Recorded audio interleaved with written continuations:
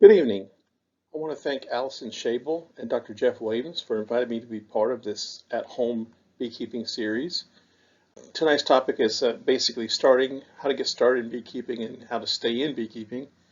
And I wrestled with what to say tonight, and I'm probably going to alternate between the minutia of some of the management techniques of how to get colonies started, between that and issues related to sort of the big picture topics that one should think about when they start beekeeping. So with that in mind, let's just start with the basics. All of us in this room, even the most novice of beginning beekeepers, understands that the honeybee colony has these members in it. The point I want to make here on this slide is that your economic value of your honeybee colony depends on how well it grows. And that is dependent on whether or not you maintain young, good egg-laying queens in your colony and the ability of the colony to grow a very large worker population, tens of thousands of workers that are basically going to do all the things that lead to the economic value that you're trying to get out of these bees, for example, honey production. So with that, there aren't too many basic principles in beekeeping, but this one is foundational, and that is that honeybees maintain a distance of space between their comb surfaces, between combs, and also between combs and the cavity in which they normally are in. Now, this particular beehive is exposed and was started on a tree limb, but you can see what bees basically do is they anchor their combs from the top, they suspend them in parallel sheets, and you can see on the bottom panel, when you look at it from a 90-degree angle, you can see that there's a space or distance maintained between those combs, and that is known as the bee space, and that's roughly 3/8 to 5/8 of an inch. And the thing you need to understand is the last two bullet points, and that is in a hive environment, if you accidentally leave a space that's larger than the bee space, the bees are going to fill it with comb, and it's usually unwanted comb, and beekeepers term that burr comb. Now, if for some reason you squish things together underneath the space of a bee space, the bees tend to glue that down with propolis, which of course is a weatherproofing glue. It also has some antimicrobial properties that protect bees from fungal diseases and bacterial diseases and even viral diseases. But the concern in this talk is its use as a glue. Now, the movable frame hive that has become world famous was developed by Reverend L.L. Langstreth in 1851. It became world famous because it was published in this book that is now called The Hive and the Honeybee. And it is basically his design, hive design, has not changed much, and the current designs we use are very similar to what his initial design was. And this is sort of a representation of the standard Langstreth hive that you would buy today in beekeeping. This is just a blow-up view showing the hive components are stackable. You can increase the volume of this artificial tree by adding boxes, and of course you can reduce the volume by taking boxes away. The point of this diagram is to let you know that when these components are fitted together to make a hive, they are constructed with dimensions such that the distance between these components is the bee space, and because of that, the bees aren't very likely to glue them very tightly together, so they're not going to use a lot of propolis, and then just as well, they're not going to build a lot of extra comb or burr comb. Further examination of the hive, if you look at the frames, the actual wooden frames that hold the foundation, and if you don't know, foundation is it's a sheet of either beeswax or plastic these days in which bees build their comb, but these sheets are held in wooden frames, and these frames are made, looking at the end bars in that diagram, in such a way that when properly spaced, the space between the comb surfaces that are produced will be the bee space, 3/8 to 5/8 of an inch. So I'm pointing these out because even as a beginning beekeeper, you need to make some decisions fairly early, even before you start buying beekeeping equipment. And I say this mainly because beekeeping equipment is expensive. The startup cost of getting in beekeeping, even as a hobby, can be quite expensive. And so you kind of want to have an idea of the kind of beekeeping you want to do. And for most of this talk, I'm going to assume you're interested in using the standard Langstreth equipment, but just to understand there are other hive types, horizontal hives, top bar beekeeping, and some others. And if you want to do those kind of beekeeping, you're going to have to find support literature on how to do things. It's out there, but it's just not the standard that I grew up with. You need to make some decision points about your basic hive design. What kind of bottom board am I going to use, solid or screen? And we'll look at some of those options in a minute. What kind of lid am I going to use? And am I going to use 8 frame versus 10 frame of equipment? And the only reason you want to make those decisions is so you can minimize your costs when you're first starting beekeeping. Once you get a little experience, you can change your mind about many of these options. None of these are irreversible. It's just easier when you start to have something in mind about the way you want to keep your bees. So for example, the traditional bottom board is solid. It's rugged and durable, can take a beating, and if it's weathered properly, it can last a long time. Some of the drawbacks is that if it's not sloped properly, it can actually collect rainwater and bring water into a colony, which can lead to unhealthy conditions. If debris collects on a solid bottom board, it can actually foster an environment that small hive beetles just love. Screen bottom boards have become popular as both a method for sampling varroa mite populations in bee colonies by using a mite drop count. And also, it's important for some people to trap hive beetles. There are under hive traps where you can put propylene glycol or even just soap and water as a basin trap. And when beetles fall through that screen floor, they're trapped and drowned in the collection fluid. And so, for this reason, screen bottom boards have been fairly popular for the last decade or so. When you talk about lids, the traditional Langstroth lid is what we call a telescoping lid. It's basically an inner cover that serves as an insulating space between the outer lid, and this outer lid telescopes over the box. And as a result, there's an overhang of a few inches all the way around the hive. And that's fine if it's a single hive setting out in the middle of your yard.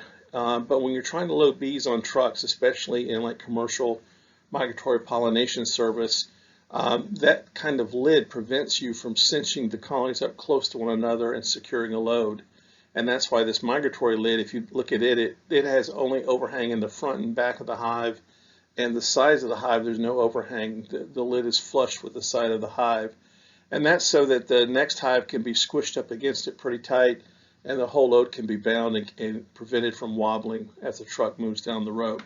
Another decision point, and as I get older, I feel like I want to go to 8-framed equipment, but I tend to still be 10-framed hive equipment, which is traditional, is whether or not you want to use a smaller box or the standard deep box or 10-frame box. 8-frame boxes are lighter, and they're also easier to carry because of the center of gravity, the way they are. But the point of this slide is to remind you that when you start beekeeping, you should decide on one of these or the other. And that's because the lids, bottom boards, and boxes for 8-frame equipment are not interchangeable with boxes, lids, and bottom boards for the 10-frame equipment, and vice versa. Now, the frames inside the boxes are interchangeable, but all the other hardware part of the hive are not. So just decide, just when you first start beekeeping, pick one kind of capacity and kind of stick to it, and you'll be better off, and you'll save yourself some money, and you'll avoid making mistakes of accidentally getting a 8-framed bottom board when you're trying to make a 10-frame hive. So one of the things you need to think about is that there are different philosophies of beekeeping. I tend to teach, just because this is what I grew up with, traditional southern beekeeping. And the goal of traditional southern beekeeping, or at least the beekeeping I grew up with, was to produce very large colonies early in the springtime because we shook packages to be sold to other beekeepers. And then we also had colonies that were basically used for honey production. So both of those, producing units that could be sold to other beekeepers for starting colonies and producing a lot of honey, requires large colonies to grow fast, especially in front of a major honey flow. The problem with that is that varroa mites, we'll talk about this a little later, but these varroa mites, which is one of our key pests, is probably the most detrimental hive pest on bees in the world. Their populations grow when bee populations grow. So if you encourage bee growth, you're also encouraging mite growth, and therefore, if you do that, you're going to have to intervene to save your bees at some point, because the mite populations are growing with your bees. The other extreme is sort of developed over the last, decade or so, and it's this concept of natural beekeeping, and that is that Many people are trying to keep bees in smaller volumes, not allowing them to get into large colonies like we encourage with our traditional southern beekeeping. And the point is to try and keep them more to a volume, a high volume that would be typical of a tree cavity, and allow them to swarm. One of the things we do in traditional southern beekeeping is not to allow swarming. But in natural beekeeping, swarming is encouraged because it can actually help control varroa mites. It does it by two ways. When the swarm issues out, mites go with the swarm, and then also after a swarm has issued from a hive, there's a brood break. There's a time between when the new queen emerges and when she gets mated and starts to lay eggs, in which no brood is produced in the colony, and during that time mite populations cannot grow. So for both those reasons, natural beekeeping can actually help control varroa mites without the use of chemicals, and we'll address this more later. A little more advanced and probably beyond the brand new beekeeper is migratory pollination service and migratory honey production, but these are all specialized. And I guess the point I'm just trying to show you is there are different reasons for keeping bees, and you'll have to decide what it is you want to do with bees. And it's helpful to know that early, because if you're going to be a natural beekeeper, you may not need to purchase as much equipment as someone who's going to do traditional southern beekeeping that tries to maximize honey production. There's going to be much more equipment in terms of boxes per hive for a traditional beekeeper versus a natural beekeeper. All right, so let's just start with growing colonies of bees. And when I first made this talk, I included installing packages, and the talk got too long. So I've just decided to limit it to the installation of nukes as just a demonstration of how to start colonies of bees, simply because that is the main way beekeepers in Mississippi actually start their colonies. So the first thing you need to understand as a new beekeeper is this is your job in your first year. You're going to buy a unit. In this case, we're going to buy a nucleus colony, and your job is going to be simply to increase the bees in that hive and also to increase the building of combs. You're going to start off with no combs. Let's assume this is your first year in beekeeping. The only thing you're going to have in hand is foundation. You're not going to have any drawn combs, and it's very important for you to have drawn combs when you're working with bees. So you're kind of starting off at zero. And both of those require the building of bees and the building of wax require good nutrition. And of course, bees rely on nutrition from flowers. They get nectar and pollen as their main food sources, and those food sources are available at kind of a bimodal seasonality to them in our temperate climate. In the springtime, we have a big period of bloom, basically between March, April, and May into June in some places, and we call that our spring honey flow or spring bloom.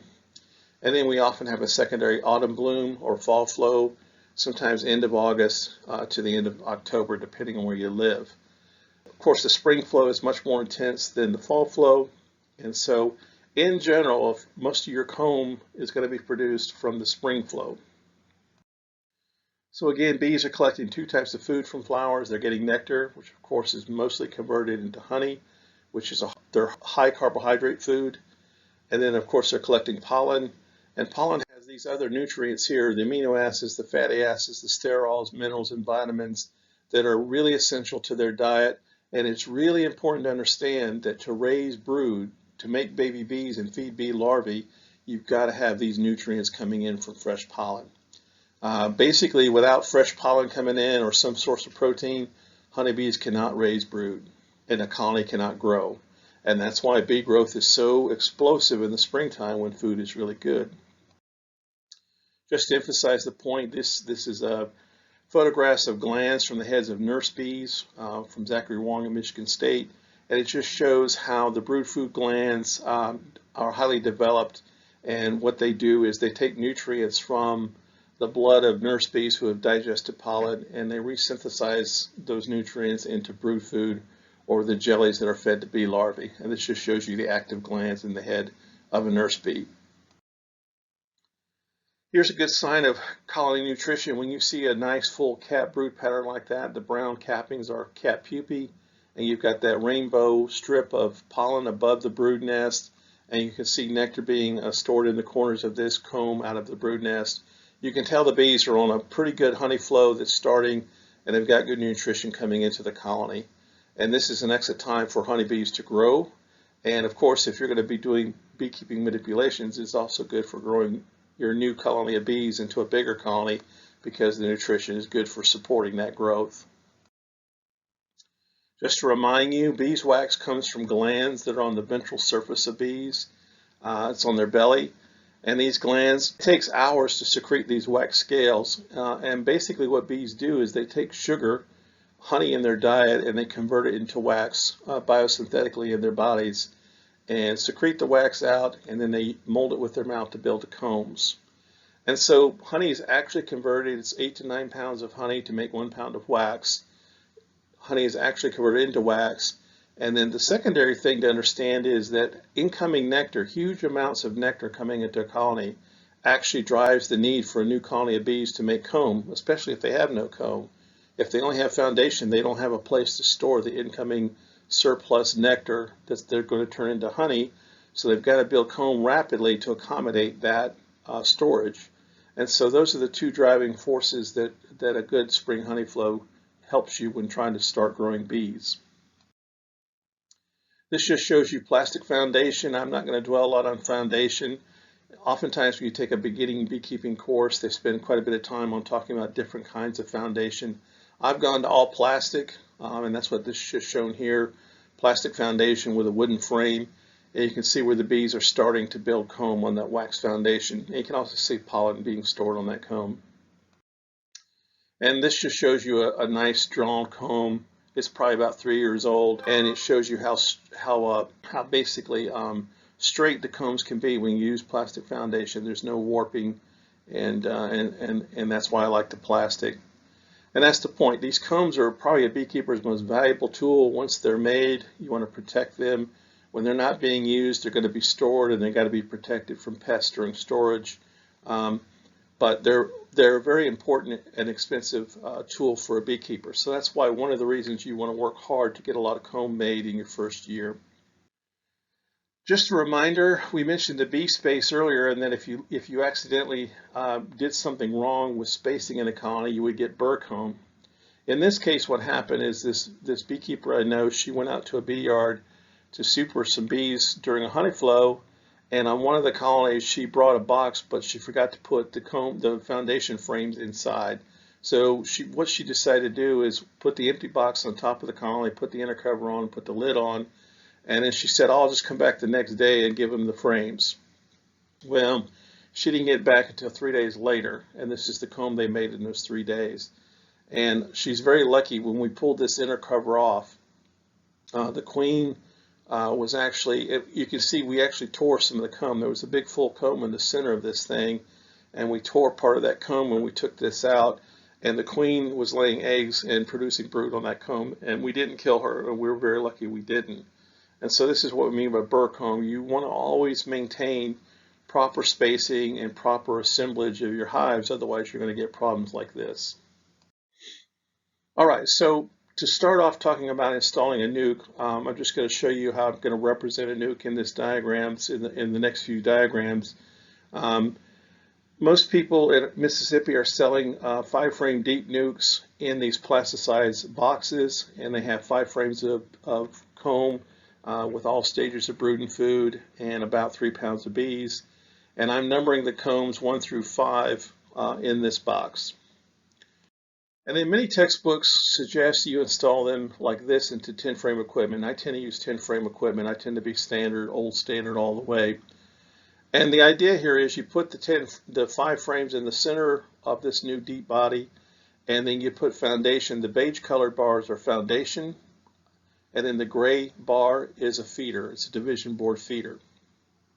And the idea about putting the frames in the center is that basically it gives the bees the opportunity to draw foundation on either end of the brood nest, and supposedly they'll draw the frames faster. Well, over the years I've tended to be lazy, and sometimes I've done this many times. I've just taken the frames out and put them on one end of the deep box, put all the foundations on the other next to the feeder, and basically I found there's no difference in how fast they draw this foundation. In my experience over many years, there's really no difference. Now what's really important here is this. is that those frames, when you remove them from the nuke, you place them in the same order that they appear in the nuke, 1 through 5, and that you also don't turn any of the combs. Keep them at the same orientation as they had in the box. You want the same surfaces facing each other in case there's some odd cavities or depressions. You don't want to create a situation where you can kill queens. And anyway, you install them, you fill that feeder. That feeder holds 1 gallon of sugar syrup, and I use a 50% syrup to feed these bees. Put the lid on and come back in 4 or 5 days to see how well they've drawn these foundations, and if needed, give them more sugar to help encourage them to produce more comb.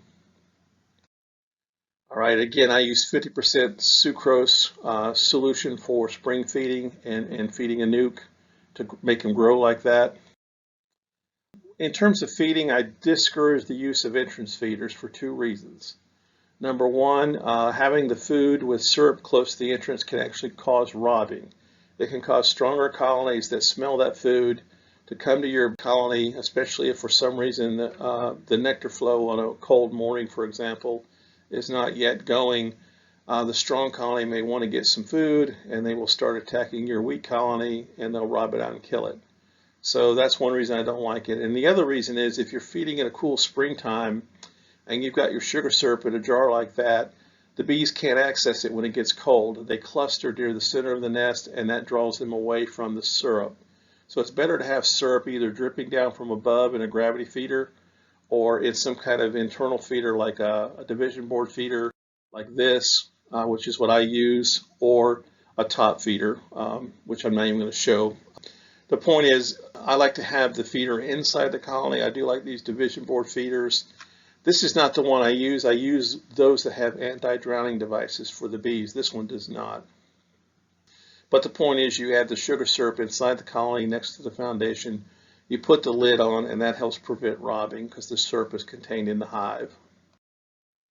All right, and if you keep feeding the bees, after maybe 1 or 2 rounds of feeding, they will grow enough to completely fill out your 10-frame box with comb that's drawn, and the bee population is starting to grow and fill that box as well. So for some reason, a lot of beekeepers decide to stop at this point, which I don't understand why. Keep growing. You need combs and you need bees, and take advantage of the springtime and grow bees when you can, and wax. Now, how do you know if you're overfeeding or when it's time to add new foundation? Well, if you don't add foundation and you're feeding bees and they run out of places to put the syrup you're feeding them, they'll start putting in the brood nest. And you can see here you see a bunch of cat pupae in the center and some uncapped larvae on the edges. And then surrounding that whole brood pattern is a bunch of nectar or sugar syrup that's being pushed into the cells. The queen has no place to lay here. We call this condition being honeybound. And this is, you're feeding too much. Either you're feeding too much or you're not providing enough space, or both. And when I say you're feeding too much, it may be that you started feeding your bees when you first installed them, and then a major honey flow came along. And the bees are no longer really need you to feed them, and they'll tell you in 2 ways. 1, this will happen, or 2, they'll just stop taking your syrup altogether. You put it in the feeder and they don't take it out.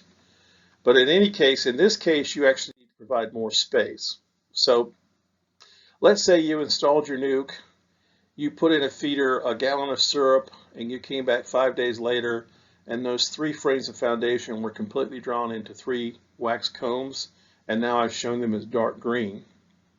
Now your colony has a full complement of 8 combs in the bottom in a feeder, but you need to keep growing them. So what you do is you pull the feeder out, you put 2 frames of foundation in to replace it, and then you need to put on a whole nother box of foundation. And this is the first way you can do that. So you can see I put in the bottom box, I put 2 beige foundation sheets to replace the feeder. I moved the feeder up, and then I put 8 foundation frames in that second deep box. And you can just simply fill the feeder again, put the lid on, and then come back every 4 or 5 days and just keep feeding them until they draw out the foundation in those 2 boxes. All right, so that's one way you can do this. Another way, and this is the way I prefer when I get to this stage of bee growth, is I actually like to create a corridor of brood between both boxes. So I take all of the drawn combs, the green combs, whether they're dark green or light green combs, and I actually split them between the two boxes, and I put them in the center. And in both of those boxes, you want the brood, capped and uncapped brood toward the center, and then your more honey frames toward the edge, and then you put your foundation in. And the idea is you're creating a corridor of drawn combs between the two boxes. The bees can move up and down on drawn combs, and then you flank each side of that with foundation in both boxes. And you move the feeder up so that you can access it easier. You don't have to go all the way down to fill the feeder. Move the feeder up. You can add sugar from the top when you take the lid off. And again, feed them every 4 or 5 days if they need it to draw out those combs. So some people are squeamish about manipulating combs, especially new beekeepers. You don't have to do it this way. You can certainly just use alternative 1. The bees will eventually draw out the foundation with alternative 1. It's just in my experience, the bees will do it faster if you do it this way. All right. Anyway, what I want you to do is don't stop feeding and trying to grow your bees until you can get them in the 3 boxes. And if you could do this by mid-July, you've done really well. In fact, you've increased the likelihood that your bees will survive by a huge amount. Because what's going to happen in a lot of places, especially most of Mississippi, there's going to be a period of time, it usually starts in July through August, and sometimes well into September, depending where you are, in which there's not a lot of flowers blooming. There's a dearth. We call it a dearth of resources. And during that time, the amount of incoming food is greatly reduced. The queen will shut down her egg laying rate, and the colony will actually stop growing. Some colonies just kind of hold their own on population during that time. Other colonies will actually decrease in size. So by building your bees up to about 3 boxes of bees, and let's say you actually get all 30 comb drawn out, you've really done a lot to get new comb for your hive and put them in a position that even if they decrease during the dearth, they're still going to be a pretty strong colony when the fall bloom starts, and they'll be able to recover and take off again. All right. So that's all I'll say about feeding bees. The main thing I want to emphasize is don't stop. Keep going until you get the bees into 2 or 3 boxes by mid-July if you can. Now again, I tend to maximize honey production. So just to remind you, what is honey? Well, honey is a complex, thick mixture of various, basically is glucose and fructose solution with some other minor sugars and things that's made by taking sucrose, which is what's in nectar, and the bees convert it to those monosaccharides with enzymes. Then they evaporate the water and thicken it, and it becomes honey. Now the reason bees collect honey is they use it as their daily carbohydrate food source all the time, but they're also trying to store for wintering. Bees need, in my area, they need 60 to 80 pounds of honey, surplus honey, above the hive by the end of Halloween, going into the winter, in order to survive a typical winter here. So bees start storing it up for the winter. And this should just emphasize it. This should make sense to you. If you're going to basically keep bees alive and actually make surplus honey from them, you need to locate them near abundant food sources. Now, most of you are probably going to start them in your backyard, and hopefully a lot of urban and suburban areas do have plenty of food sources around them, but hopefully you're not in a pine forest. We'll talk about that in a moment. Polyfloral environments, environments where multiple plants are blooming at the same time is going to be much more nutritionally balanced for your bees. And also environments where like a major source is blooming and as it's fading, another source is starting to bloom. So you sort of have this overlap of blooming plants is a very good situation to be in, and your bees are likely to make a lot more honey in situations like that. And it's just going to take experience to know what the major blooming plants are in your area and to know how they kind of temporally unfold during the year. This just reminds me to tell you that some crops like cotton and soybean, depending where you are, can be really good honey plants. And then certain weeds like Chinese tallow, which is a very invasive tree, is actually one of the major honey sources in the southern United States, especially the I-10 corridor, basically from Texas into Florida. But the goal is to make sure your bees are getting access to food that they're basically nectar that they're going to turn into food in bees. And this just emphasizes that your bees are going to tend to fly typically about 1 to 2 mile average radius around the hive, which they're going to cover roughly 9,000 acres. So when you think about food for your bees, what you want to do is make sure that within a 2 mile radius you have plenty of plants blooming and access to blooming plants in that range. And if you do, your bees are likely to put on some pretty good weight.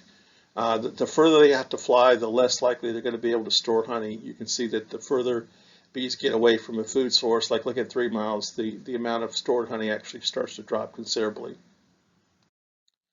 This just shows you that there's differences in qualities of different microenvironments. The worst thing to do in Mississippi is put your bees in nothing but pine forest. That's basically a food desert. And when I say grasslands here, the next poorest place is pasture land that's used for cattle. Now what I should say is grasslands that are really native prairie that have a lot of blooming plants are really good for bees. When I say grasslands in this diagram, I'm referring to basically pasture land that's just grazing grasses without much bloom. But you can see places that are good for bees include wetlands and urban areas. So just keep that in mind when you're thinking about where to locate your bees. All right, so I don't want to dwell too much in management. I do want to point out, though, that part of management is knowing, when do I add supers? And I like to use the 6 out of 10 frame rule. When 6 out of 10 frames in a honey super are full and being capped, I like to add my next supers. And then the next question often people ask is, well, how many supers do I add? And basically the answer to that question depends on what time of the year you're in.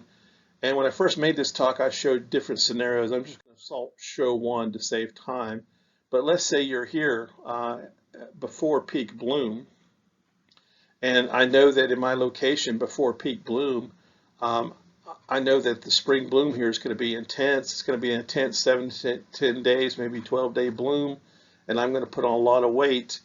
I may actually say, okay, I'm going to put in 2 honey supers because I know where I am in the season. I expect a lot of food to come in and the bees can actually fill up those 2 boxes of honey supers. Other times of the year, you may decide to put no honey supers on depending on where you are.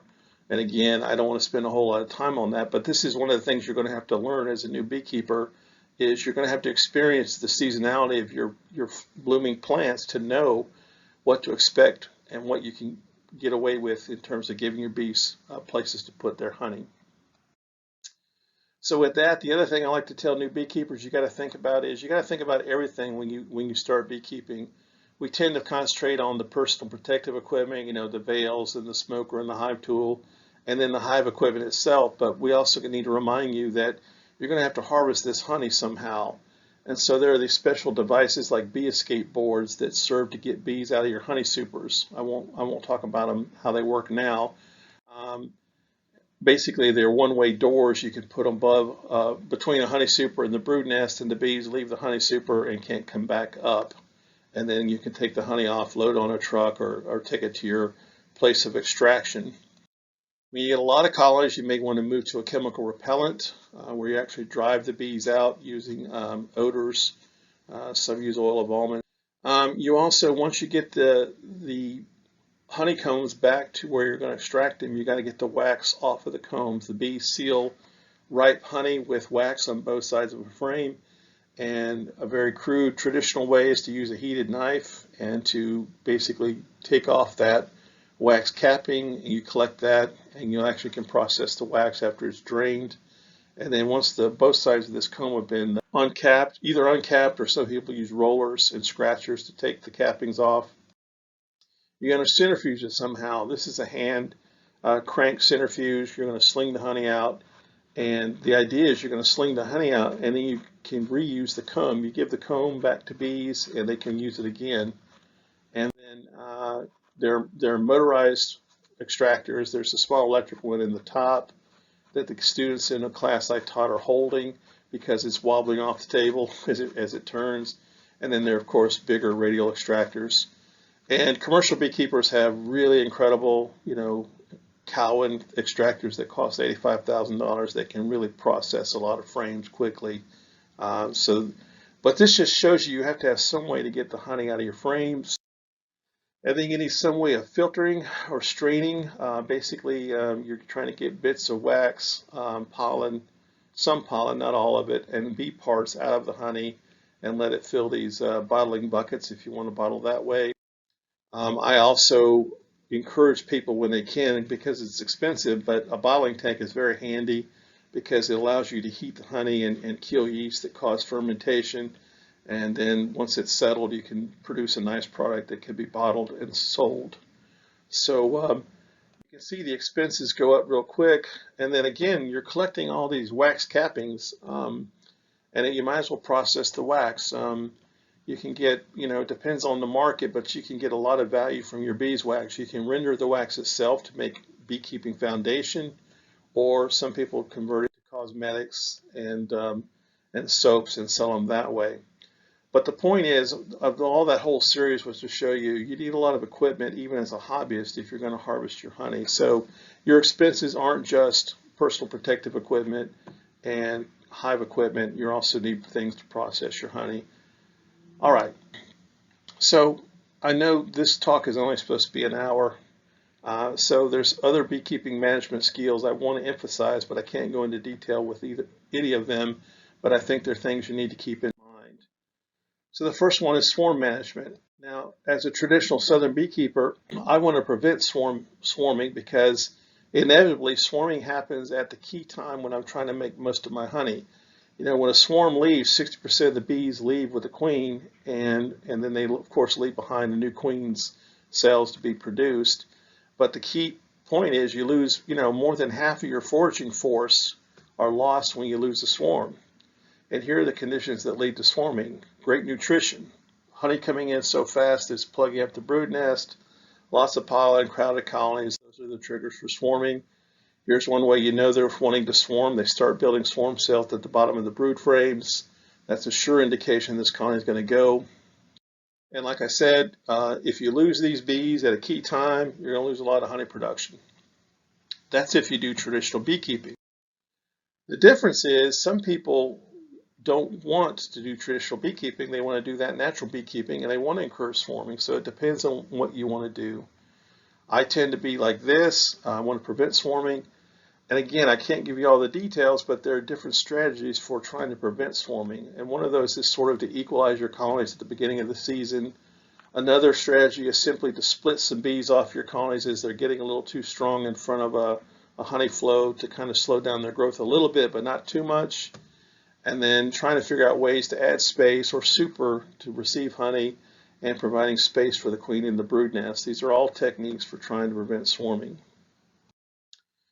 What I would like to say here is one of the things about swarming is you can pull bees and brood out of a colony to weaken it a little bit, and that's one way you can use splitting is to prevent swarming, but you can also use splitting to expand an operation. So one of the skills you're going to need to learn if you want to grow your bees is how to make bees from existing bees. And you do that by splitting colonies. And one of the guys that basically has summarized the philosophy that I kind of grew up with, I learned this from a southern beekeeper. This is kind of what we did. We always evaluate our honey production from our bee yards, and we pushed it to be as high as possible all the time. And we did that by culling out the worst colonies every year. And we basically would go in and pinch the queens, kill all the queens, and reassemble those colonies and give them all new queens. And that's kind of what Larry Connor says. What we would do is basically pick up all these colonies, recombine them, and make new splits and put new queens in and try again. So we would keep our best colonies, keep those queens, and keep them going. And then the worst colonies, the ones that were the worst performers, we would kill those queens, reassemble them, make new colonies in the next spring, and give them all new queens. The other point Larry makes is we need to accept the reality that with varroa mites and other things that we've had in the last few decades, that maybe 15 to 20% loss of bees is normal. And if that's the case, then we need to be able to make up for our losses every year. If you want to have 10 colonies in your backyard, maybe you want to go in the winter with 12 to 13 of them so that you can adjust for the loss. Or you go into the winter with 10, and knowing that you need to make up losses, you split some of the 8 that remained to make up for your losses. Either way, But the idea is you learn how to split or make colonies from existing colonies to replace losses and or to grow an operation. Those are important things to learn. And again, I could give a whole lecture just on techniques for doing these things. Varroa management, our worst pest. We have many of them, but this is our worst one. This is the major killer of honeybees in the world. This is the varroa mite. You can see it on the back of that worker bee. This is the life cycle, and I won't dwell on it too much other than to say that the mites reproduce inside the brood cell with our developing bee pupae. And as the mite family grows, all the individuals of that family, the mother mite and her offspring, are feeding on the body and tissues of that developing bee pupa. As a consequence, viral diseases are transmitted to the bees, and when the colony has a high mite population, it ends up with a high virus population, and the colony's bees are born rather weak and sick, and often the colony dwindles and dies. So we developed sampling techniques, and this is just showing you one of the alcohol washes for sampling mites. And the whole point of this I want to show you is that you can have various schemes for treating and managing the varroa mites that involve sampling at different times of the year, using different kind of chemotherapeutics or pesticides to kill the mites. And it can be very complicated, and I can again give a whole hour lecture or more on how to do this. And in fact, I do. But with new beekeepers, this is what I say: just treat your first year. I hate saying that because I don't want you to get in the habit of just treating routinely year after year after year. But after you get your bees stabilized, after you've grown them and they start to go into the dearth, early to mid-July is a good time to do your first treatment for varroa mites using Apivar, which is an amitraz-based treatment. I chose that because it has a fairly low residue in the hives, even though there's some other issues with it. As a first attempt for a new beekeeper, this is a good thing to try. But I do recommend that you learn how to manage this pest however you're going to manage it. And a couple things I want to emphasize is a lot of people think natural beekeeping is a form of management for varroa mites where you just leave the bees alone and let them live in nature as they would in a small volume hive. It's more than that. You really do need to monitor your mite populations in natural beekeeping just as you would in using any style of beekeeping that uses chemical control methods. Anybody that does use chemicals or pesticides to control mites, they really need to make decisions about when to use the chemicals based on some kind of sampling scheme and some threshold. And that's what integrated pest management, or IPM, depends on: sampling the bees and knowing what loads trigger a certain response and when to use pesticides or not. If you do use pesticides or chemicals to control mites, try and choose those that don't contaminate your hive matrices, your combs, your wax combs, for very long, weeks to months maybe versus, decades, and then try and use the chemicals that have the lowest toxic effects to your bees. So it takes a lot of research to figure all that out. So that's why I'm telling you, your first year of beekeeping, just treat to control the mites and then learn as much as you can about formulating your own approach to managing this parasite. Overwintering, again, I could spend a whole lecture just on overwintering, but let's just take this very simplified example of a 2-deep hive body full of bees. You've got 20 frames of bees in here. You've got 80, let's say 60 to 80 pounds of honey on top, and you've got a cluster of bees in November. The queens stopped laying eggs back in October. All the broods emerged, and now you just have a cluster of bees. Well, those bees are going to eat through that honey for the winter time. They're going to eat vertical. They're going to eat through that corridor of honey up toward the lid. And when you lose sleep at night in December, as if your bees hit the lid and it's Christmas Day. You didn't leave enough food, or for whatever reason, they ate through this way too quickly. Now you're in a situation that if it gets really cold, they have some honey on the outside frames of this hive, but if it gets really cold, the bees can't move laterally to those frames and they will starve to death. So in discussing wintering, you need to know how much honey to leave on when you start to go into the winter, but you also might consider strategies for feeding or to offset as a safety margin, basically provide the bees a safeguard in case they do eat through their food, And a lot of the northern beekeepers do what's called, they make a candy board. And these candy boards can hold anywhere from 6 to 10 pounds of candy. And I actually started using this in Mississippi, and I really liked it because it gave me a reason to sleep at night. So in this case, the bees have already started eating through their 80 pounds of honey. They only have 50 pounds left, but they have that candy board over their heads so that if they do eat through that honey and they start to run out, they have 10 pounds of hard candy over their head. And the goal is you check this candy board once a month throughout the entire winter. And basically, if you do that, even if the bees eat through the honey, it takes them probably 2 or 3 weeks to eat through a candy board. And so you basically have time to save your bees and put in a new candy board. And it's better than feeding syrup when it's cold, because syrup will chill the bees when they try and evaporate it to make honey. They lose heat. And oftentimes these candy boards have an upper entrance to help get rid of moisture. And just to show you what they look like, here's one with a wire floor. Notice that wire mesh is really large. It lets the bees come through. I mean, obviously they need to be able to walk through that wire. And that wire is only there to basically support the candy while it's being poured. They lay wax paper or some kind of paper on top, and then they pour the candy. And then they have to basically use a wooden block to keep the entrance from being sealed up by candy. And then you let the candy set.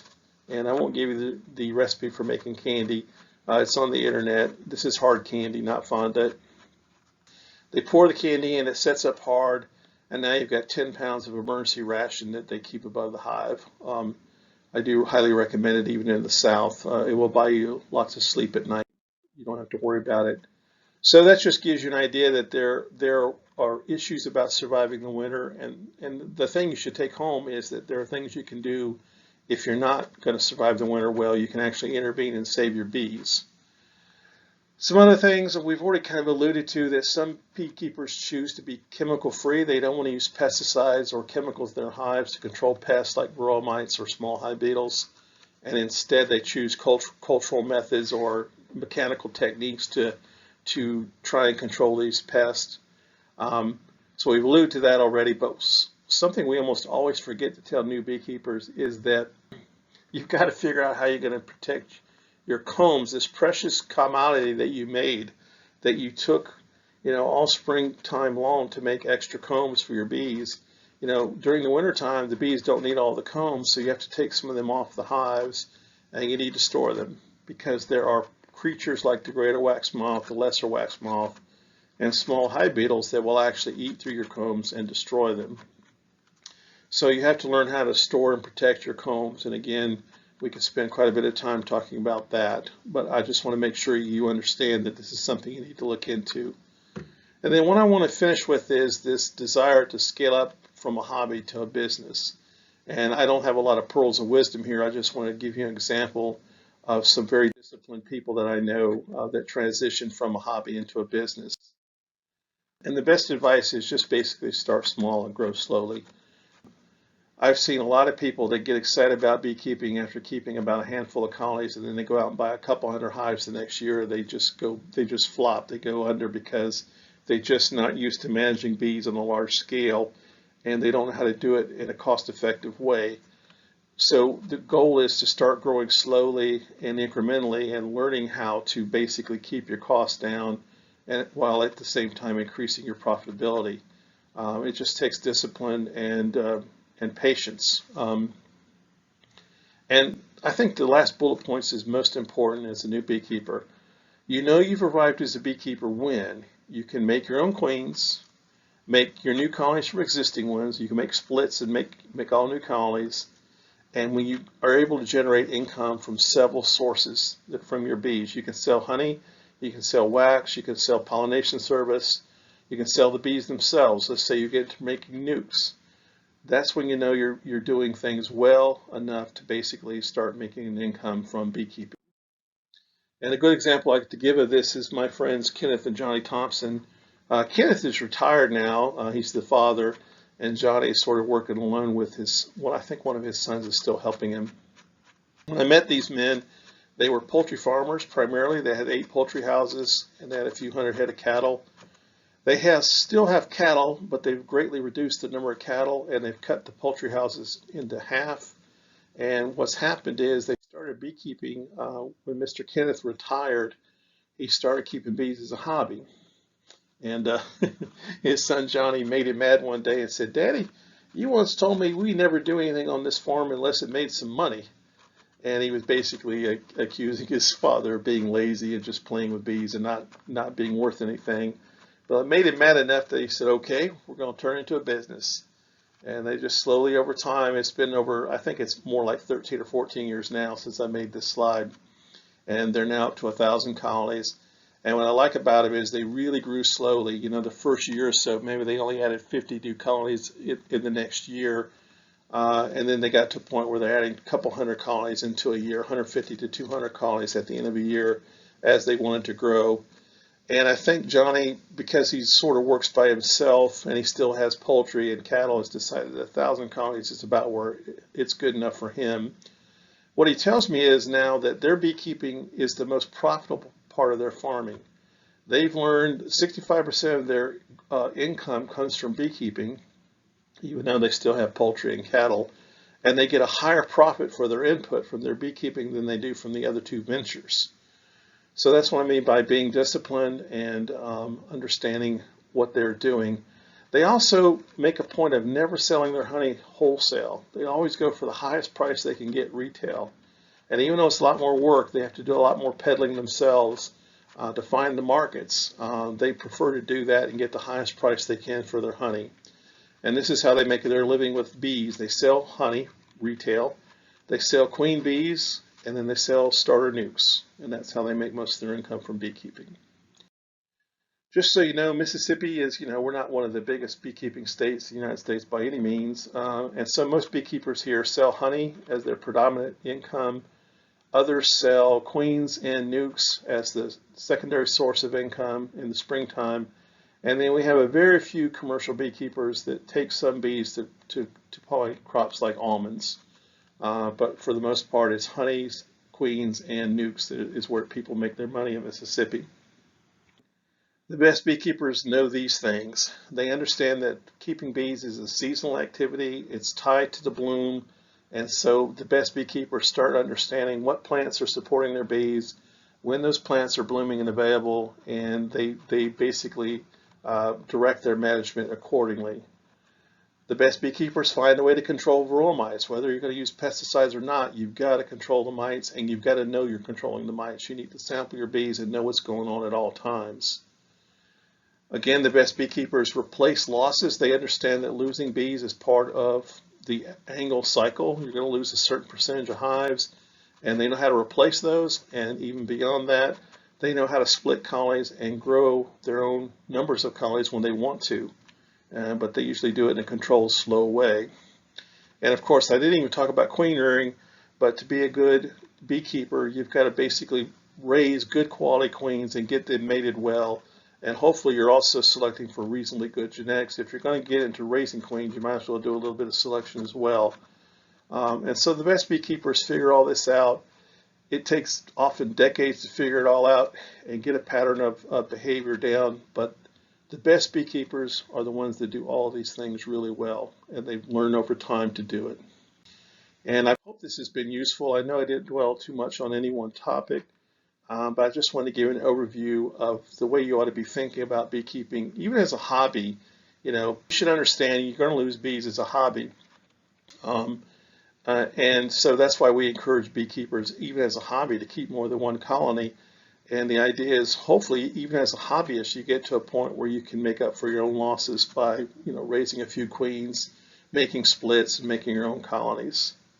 So with that, I'll take any questions you have. Thank you very much.